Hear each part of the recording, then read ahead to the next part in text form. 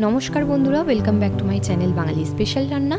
आज के आमी निये चले एसेछि तोमादेर जोन्नो गरमकाले ठंडा ठंडा मसाला सोडा रेसिपि। तो देखो आमी किभाबे बानाई। एखाने आमी 2 पैकेट हाजमोला निয়েছি, সেটাকে একটা হামানদিস্তার সাহায্যে ভালো করে গুঁড়ো করে নেব। একটু ভালো করে মিহি করে পাউডার করে নিতে হবে।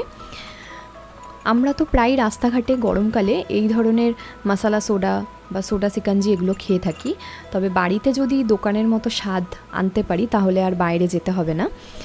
সেই জন্যই বাড়িতে আমি একটু ট্রাই করেছি। এবারে দেখো দুটো লেবু আমি মাঝখান থেকে কেটে নিলাম। আমি কিন্তু এই মশলা সোডা বানানোর জন্য চাট মশলা আর হাজমোলা পাউডার নিয়েছি, আর কিন্তু আমি কিছু নিইনি। আর একটা ডেকোরেশনের জন্য একটু লেবুটাকে গোল করে কেটে নিয়েছি। এবারে যে পুদিনা পাতাটা আমি আগে থেকে নিয়েছিলাম সেটাকে কিন্তু একটু ভালো করে থেতো করে নেব, যাতে রসটা একটু বেরোয়। নাহলে গোটা গোটা দিলে তো আর পুদিনা পাতার মানে যে ফ্লেভারটা সেটা তো আর পাওয়া যাবে না। আর আমি একেবারে গ্লাসের মধ্যে দিয়ে করিনি, আমি আলাদা করে এরমভাবে থেতো করে নিয়ে তারপরে গ্লাসে দিয়েছি। এরপরে দেখো আমি কিন্তু গ্লাসে এক এক করে পুদিনা পাতা দিলাম, তারপরে দিলাম হাজমোলা পাউডার আর তার সাথে চাট মশলা।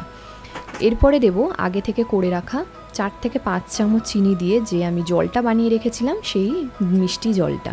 এটা কিন্তু দিতেই হবে, নইলে কিন্তু মিষ্টি মিষ্টি না হলে ভালো লাগবে না একটু। এবারে আমি যে লেবুগুলো নিয়েছিলাম লেবুটা কিন্তু ভালো করে দিয়ে দিচ্ছি গেলে।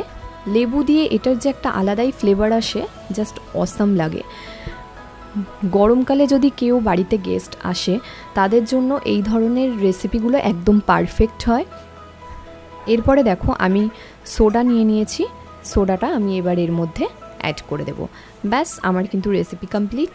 এখানে হ্যাভক কিছু ইনগ্রিডিয়েন্টস লাগে না, নর্মাল কয়েকটা ইনগ্রিডিয়েন্টস দিয়েই কিন্তু দোকানের মতো মশলা সোডা রেসিপি বাড়িতেই বানানো যায়। কেমন লাগলো অবশ্যই তোমরা জানিও। আর আমাদের বাঙালি স্পেশাল রান্না চ্যানেলটিকে সাবস্ক্রাইব করতে ভুলো না। আর পাশে থাকা বেল আইকনটিতে কিন্তু অবশ্যই ক্লিক করো নতুন নতুন মজাদার রেসিপির ভিডিও সবার আগে পাওয়ার জন্য। আশা করব বাড়িতে তোমরা অবশ্যই ট্রাই করবে। ভালো লাগলে লাইক শেয়ার কমেন্ট করতে ভুলো না। Tata, thank you.